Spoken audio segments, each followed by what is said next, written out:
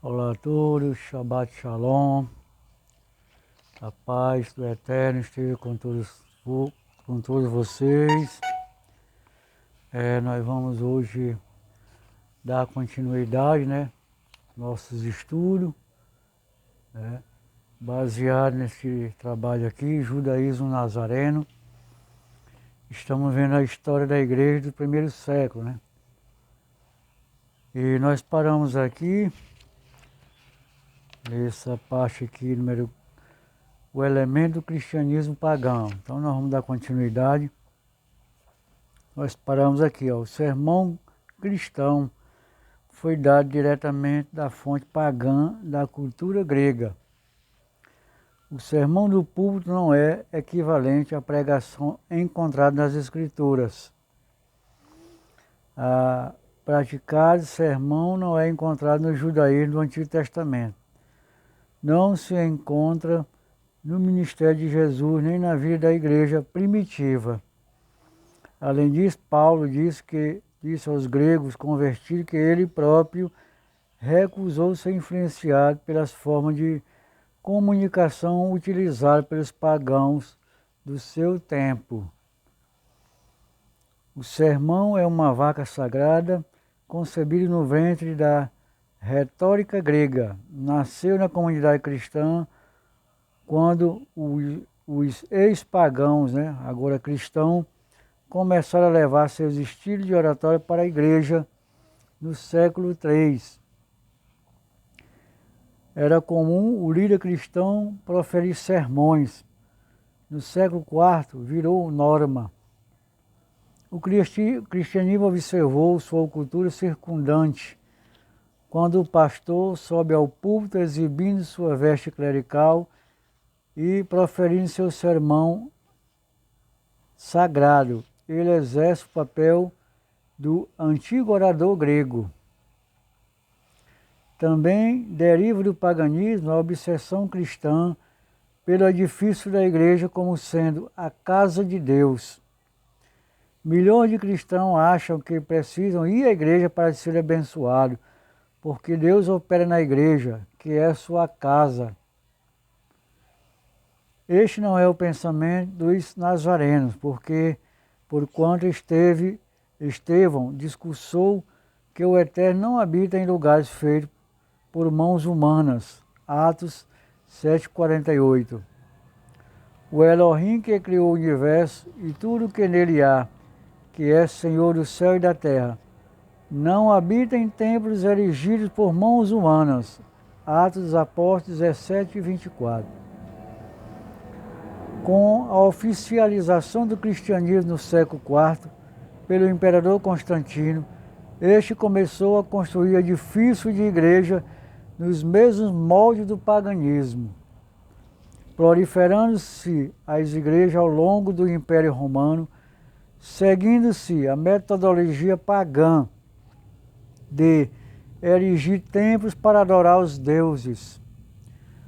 Curioso que Constantino designou suas igrejas com nomes de santos, tal como os pagãos nomeavam seus templos com os nomes de seus deuses.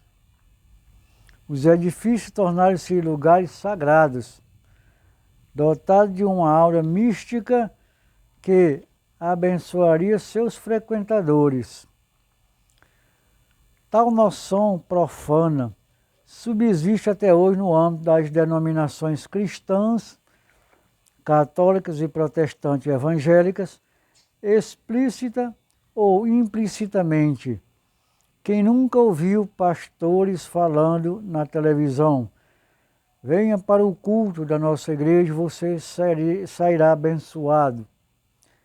Aliás, certa vez ouvi um evangélico dizendo a outros: vocês não devem orar em casa porque a bênção não está lá. Vocês devem vir para orar nos cultos da igreja. Isto é nada mais, nada menos do que a idolatria ao local de culto. Se de um lado os líderes católicos e evangélicos constroem faraônicos templos, por outro, esta prática nunca foi adotada pelos nazarenos.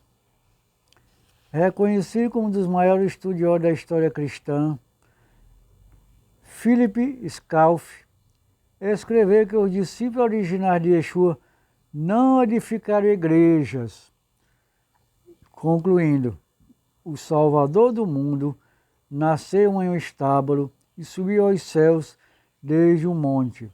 Seus apóstolos sucessores até o século III pregavam nas ruas, mercados, montes, barcos, sepulcros, cavernas, desertos e nas casas dos seus convertidos.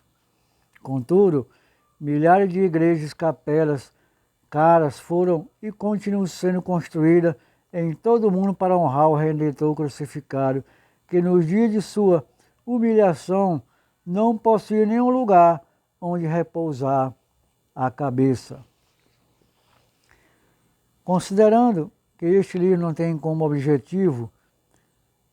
objeto a história do paganismo cristão e diante da impossibilidade de analisar 2000 anos de história em poucas páginas, coloca-se em pausa na narrativa.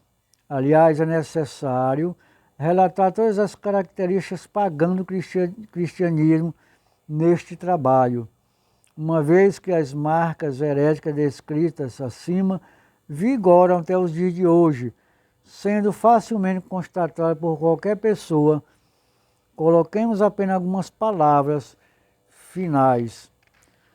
Todos os elementos pagãos referidos estão presentes tanto na teologia católica quanto na protestante evangélica, já que os gentios cristãos se afastaram dos nazarenos, perderam a oportunidade de aprender com os homens que receberam instruções pessoais diretas de Yeshua ou de seus emissários apóstolos. Todos os fundadores do cristianismo pregaram a separação entre gentios e judeus. Portanto, se a união permanece, seria extremamente difícil que a heresia se alastrasse. No final, o judaísmo de Yeshua e de seus discípulos foi substituído pelo cristianismo pagão, cujas doutrinas são estranhas à correta interpretação das Escrituras. Atualmente, muitas pessoas estão descobrindo a verdade e retornando à verdadeira fé de Yeshua e de seus emissários apóstolos, descartando toda a contaminação espiritual pagã que se infiltrou no corpo do Messias, que as palavras do professor Andrei Gabriel Roth e a profecia de Ermiarro Jeremias possa tocar a vida dos leitores. O cristo-paganismo denota a assimilação do paganismo dentro do cristianismo, introduzido no mundo das igrejas pelo antimencionados e altamente venerados pós-apóstolo fundador do cristianismo gentílico. Estes fundadores de igreja nunca conheceram os originais apóstolos. Nenhum deles teve as instruções do Eterno sobre justiças escritas em seus corações. De fato, estes prematuros filósofos cristãos e oportunistas não tiveram mais conhecimento em primeira mão dos ensinos de Yeshua e Paulo do que os teólogos de hoje. Porém, atualmente, acessando os escritos em aramaico do Novo Testamento, podemos comparar por nós mesmos os escritos dos pós-apóstolos fundadores do Evangelho cristão e ver que estão muito longe da original fé nazarena. Apesar do rude, cruel e odioso ataque contra a fé nazarena, pela multidão de opositores que são ignorantes nas Escrituras, está crescendo o número de judeus e gentios que estão retornando ao Eterno e vivendo a fé em Yeshua, o Messias que foi entregue para os justos. Claramente há uma forte diferença entre o que os pós-apostólicos os pós-apostólicos fundadores da igreja gentia ensinaram e os originais emissários do Messias viveram e ensinaram. O movimento nazareno nos dias de hoje é o cumprimento da seguinte profecia: o Eterno, minha força e fortaleza, meu refúgio no dia da aflição. Os gentios virão a ti desde os confins da terra e dirão: nosso antepassado herdaram mentiras, vaidades e coisas sem nenhum proveito.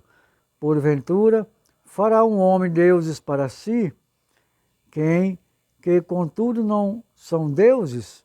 Portanto, eu lhes farei reconhecer de uma vez por toda, eu o farei conhecer minha mão e meu poder, e eles saberão que meu nome é o Eterno. Jeremias 16, 19 ao 21. Então, meus amados irmãos, ficamos por aqui. No próximo estudo, nós vamos dar continuidade a este tema. Já na parte número 10, vai falar sobre o relacionamento entre os Netzarim e os judeus não crentes em Yeshua. Que o Eterno nos abençoe e nos guarde.